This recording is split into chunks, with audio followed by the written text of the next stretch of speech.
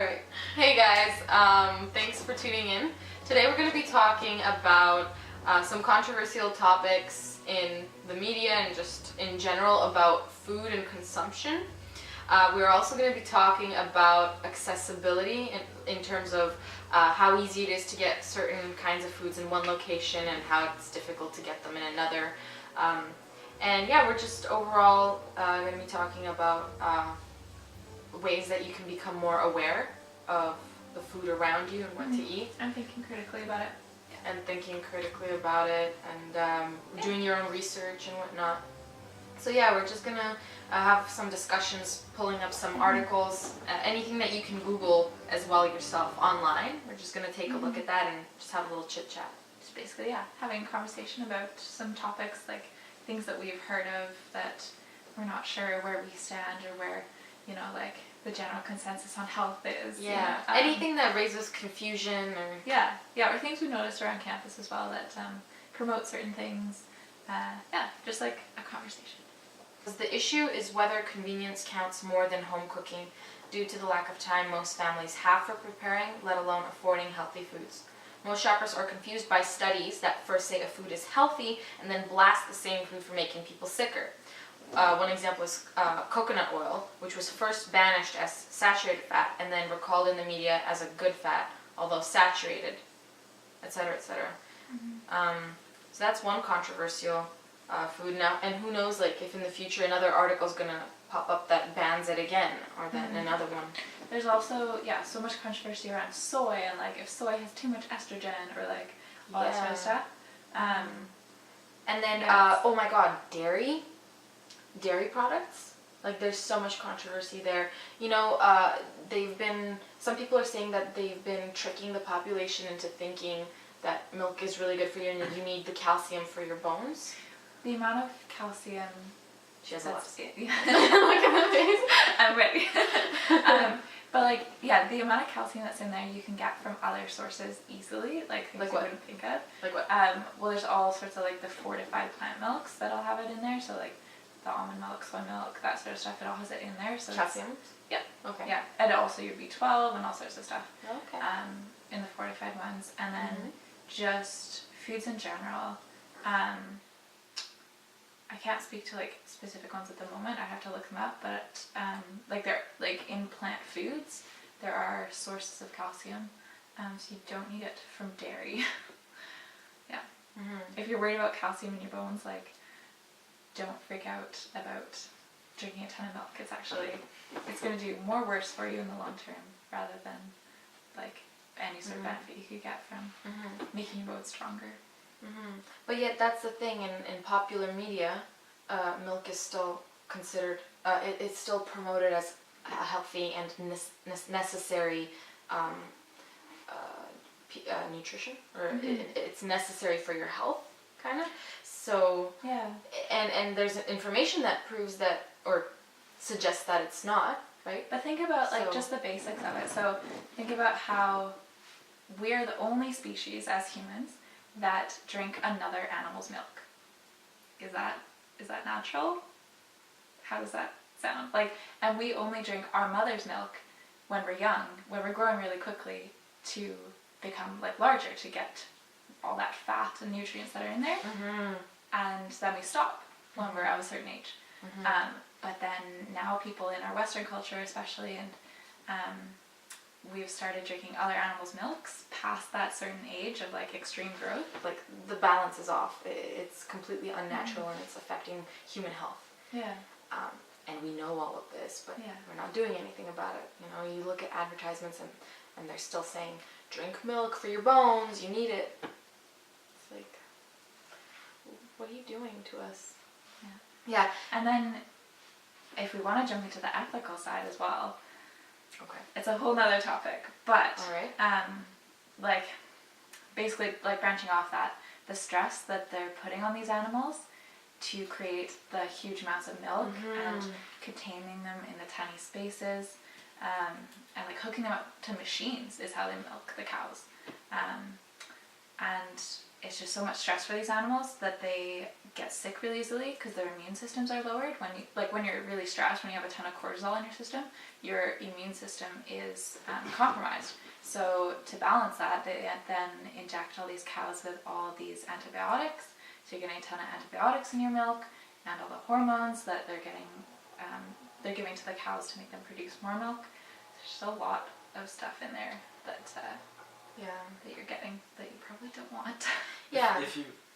If you want to talk about cows one bit further, okay. Oh my god. if you see movies like The Future of Food and Food Incorporated, like you said, with the small areas, but also what they're being fed. Cows are designed to eat. Cows evolved to eat grass, yet we feed them corn. GMO corn. Which GMO, another issue. Oh my gosh, not even going to get into that. So, whatever way you slice it, it's a complicated situation. Yeah, it is. Yeah. And this is just like one of the examples how media emphasizes unhealthy eating habits. You know, they're saying if you drink Pepsi, then you're promoting peace or something like that. Or if you drink Pepsi, you're like, I think it was Beyonce's ad where she was like, make friends with your past, know your past, but live in the moment. Live in the moment or something. Live in the now. So it's these odd slogans associated with Pepsi in order to sell it to the younger population, the younger generation.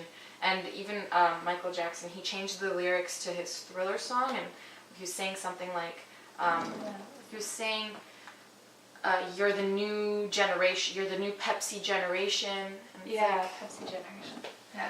It's kind of socializing us to drink it. It's like, awesome, like let's talk about peace and drink this, or like we're the new people, let's drink a Pepsi. Were you gonna play it or? I don't know if we can. Probably not, based on copyright. Oh no! Oh, Yeah. oh, No. okay. Well, maybe we can like We can link it. Don't do it. And then you guys were telling me about there's a lot of advertising. I wasn't actually aware of this. I only saw a little bit of it, but there's a lot of advertisement on campus of Red Bull, and apparently Red Bull is like really, really bad for you. And I saw it, for example, you know, like when you cross the sidewalk, that little sign, the guy that's walking, they attach like wings to it. You know, Red Bull gives you wings. It's like everywhere. And you guys were telling me it was in the nest. I haven't seen this, but In the nest, in the main amphitheater area where the massive stairs are, on the main TV screen, it'll usually do advertisement of an event that's going on at the nest, then a Red Bull ad, then maybe another Red Bull ad, then a club, then a Red Bull ad. Yeah. And they seem to be at like every big event as well. Like, You'll see the Red Bull Mini at any single AMS event. AMS, or even like outside of school as well. Like so many sporting events. and athletes endorsing these drinks. Yeah. Which I'm not sure they they don't. drink. They actually drink them. Yeah, most of especially the before time. a game. Yeah. So the school and the education is a part of socializing. It's a socializing agent. Then doesn't that mean that they should be focusing on socializing you in a positive way? So doesn't that mean they should socialize you to eat better and not eat junk food? Not make it so easy for you to get the junk food? I mean, just saying, Ideally, yeah. don't eat it. It's bad for. I mean, you know what? I bet you anything. If you look at like junk food, if you go to the bottom and the tiniest letters, it probably says like, this is horrible for you. Don't eat it. But does it stop us? Doesn't stop me. If it's right there, like. The hand goes for it. The hand. Oh, bye bye candy. Invisible. Yeah. Yeah. So. What are we talking about? Yeah, we were talking about Sugar? Yeah. Well, okay, you know what I was thinking? I mean, you guys know I've been talking a lot about like Coca-Cola, Sprite, Pepsi, and all these other things. I was thinking of a healthy alternative, and it's interesting that you bring up that point about, 350 milliliters of juice will take a lot of oranges to make. I was thinking, if people enjoy, like me, for example, bubbly drinks, and we're looking for healthy alternatives. I mean, what I like to do at home, I like to squeeze like lemon or orange or some kind of fruit, and I like to mix it with like Perrier or Pellegrino, and it's bubbly and it's got some sweets, and you don't need as many fruits, right, for Yeah. that 350 milliliter. It's like a healthy alternative. I'm sure it's probably more expensive, but it's not Coca-Cola, You'd be Pepsi, surprised. which has like 10 teaspoons of sugar. Like, that's Yeah. insane. You see, the thing is these healthy alternatives that we're talking about, they're just going to take more time and they're going to require more money. Not necessarily more money, often more time, Okay. depending on what it is. But if you want to make the effort for your health, then I think that's totally worth it. But that's what I'm saying. It's not us making the effort. We're talking about, I'm talking about like bringing this into Irving, like into the cafe, Yeah. or like the places where Yeah. students study, the places where we would pay money to give us food or drink or something to nourish ourselves to go back to studying. Like, that's where they're going to have to spend more time doing things. Yeah. And that's where it's, I think they're going to need to hire more staff, and it's going to take more money, and they're going to need to buy more products that are healthier, Yeah. you know? Yeah, which definitely could raise prices, because like the stuff Yeah. that is cheap, like stuff like the meat and dairy that are so subsidized by the government, like it is cheaper for them to buy those sort of products. The like highly processed, highly manufactured things are often a lot cheaper than like fresh produce, But and they're it's known to be easier unhealthy to to keep as well.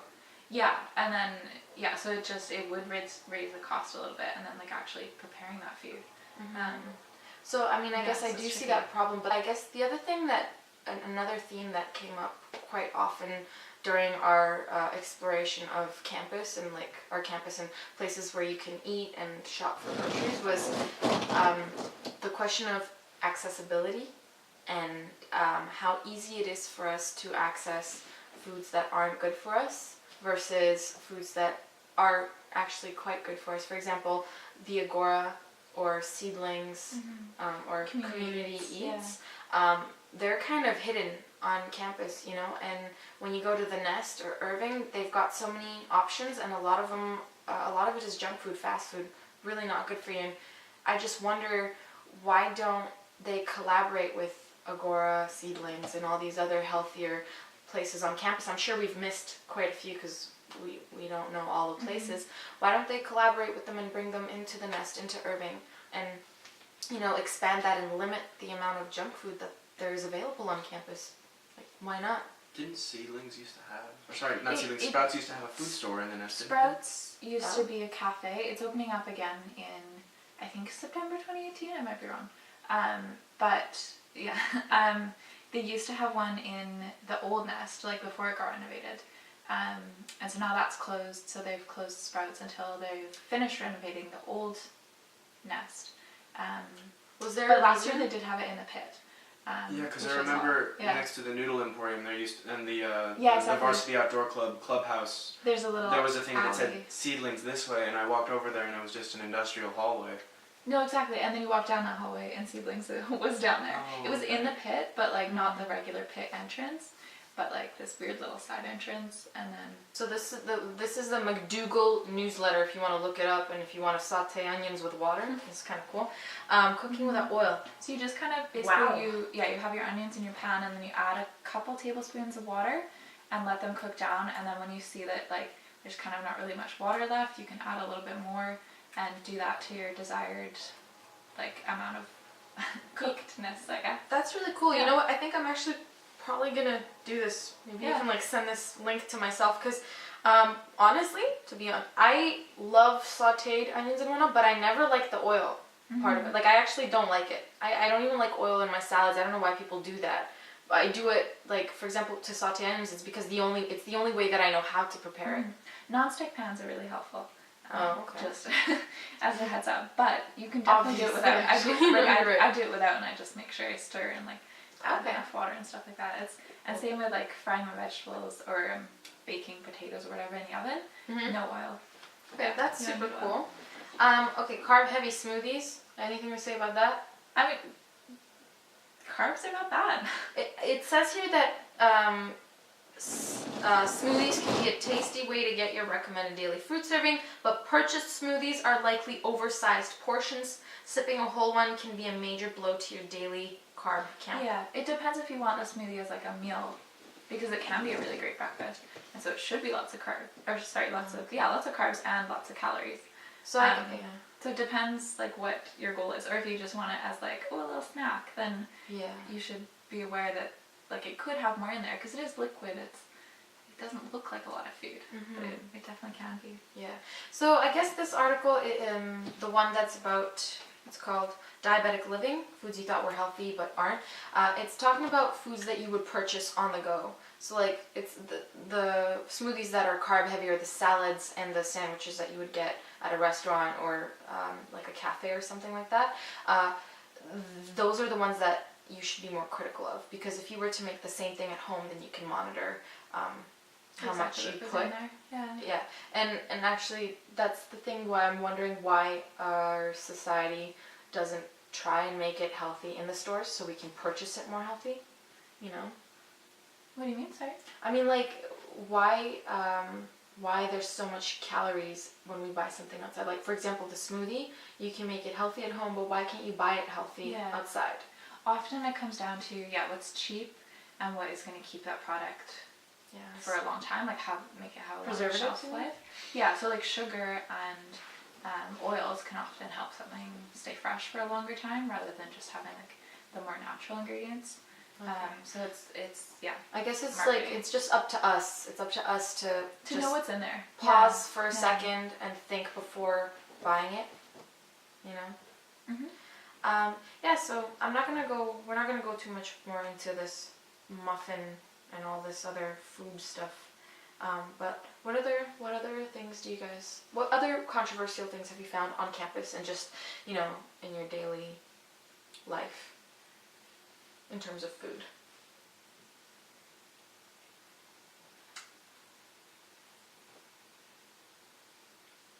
What do we want to bring out specifically?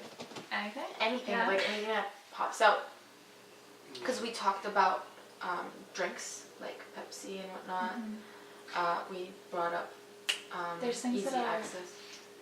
like we were researching, do you remember in the beginning we were studying at Irving and we were looking at like the healthy snacks, like in terms of like granola bars or stuff like that? Yeah, so like your average granola bar is pretty packed with sugar. We were looking up something earlier and those Kind bars, and they used to say healthy on them, but recently, I'm not sure if it's just in the States or Canada or where, but they were told they can no longer use the word healthy on their packaging because of the amount of sugar that they have in there. So that's quite interesting, I find. So the health Things bars are healthy. Yeah. aren't that healthy. Yeah. And also, I mean, correct me if I'm wrong, but and of course everything I'm saying is like from people that I heard, it's not research based, but in those granola bars or the nut bars or whatever, the nuts or the granolas that are roasted or put in the oven actually lose all their nutritional value. Not all. Okay. Depending, so the more processed something is, the less nutrients it typically has. Depending on what it is though, it can make them more bioavailable.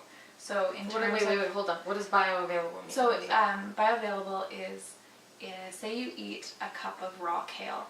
Your body, like that has a lot of nutrients in there. There's a ton of vitamins and minerals, and it's really good for you, but your body can't digest it because it's not bioavailable, which means that like it is like too much fiber in there, insoluble fiber. Basically, your body can't digest it properly, so you're not actually going to get all those minerals and vitamins. But if you make it more bioavailable by like lightly steaming it, yes, you're going to decrease its nutritional value slightly, but the nutrition that's in there is going to be more bioavailable, so your body's going to be able to absorb it better. So cooking food, yes, can make it less nutritionally beneficial, but in some cases it can make it more bioavailable, if that makes sense. So let's talk about the Canada Food Guide. And let's talk, which year do we want to compare it to? So it's 2017 now. Do we want to compare it to 2016 or 2010? Like how far back are we going? I don't know how often they update it. Is it every, let's see. I heard they're updating it either for this year or next year. Oh, again? Did or something? Oh, I think for 2017 they did. Yeah. Okay, so let's Why don't we see look at 2016, and then let's type in 2010 as well, and then let's look at the how it's evolved over time, because Canada Food Guide was the first resource that I was directed to in elementary school, Yeah. even No, I remember like reading grade that too. 6 or Yeah. something. That's the first place you're taught about nutrition. So I guess that's important to see what kind of information they're feeding the younger population. Look at images. Images? Mhm. Okay. Yeah, no, I 100% remember this exact one. That's so funny. The rainbow. We have the food pyramid in the States. Pyramid? Mhm. Download a PDF version. They actually scrapped it now. Yeah. It's completely changed, but it used to be like, you know, what would make a healthy day, and then at the top would be like sugars and candies and stuff It's okay. stuff that wouldn't build a good pyramid. How can I tell what year this is? Sorry, yeah? The whole idea was you build the pyramid up of healthy foods at the bottom. So you want more of those rather than You want like, more of the base the than stuff you at do the top. top. Yeah. But What was at the base? I'm kind of. just breads, salads, yogurts, stuff like that. Oh, that per gram in a carbohydrate or protein, there's 4 calories, and then per gram of fat, there's 9 calories. So if you think of like you're having a ton of olive oil in your dressing, it's a lot more fat per gram.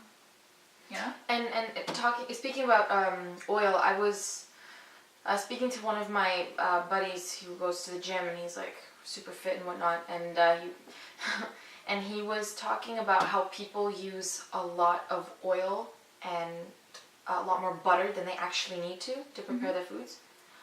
Like you use a significantly larger amount than you need to. Yeah. Well, I mean, also we should mention that we're just kind of grazing on top of the surface, like the tip of the iceberg. So whatever we're talking about, we want you to research it on your own and double check and find multiple resources. When you have time, because I know you guys are all studying for exams and stuff, but when you have time, really do your research and find what is right for you.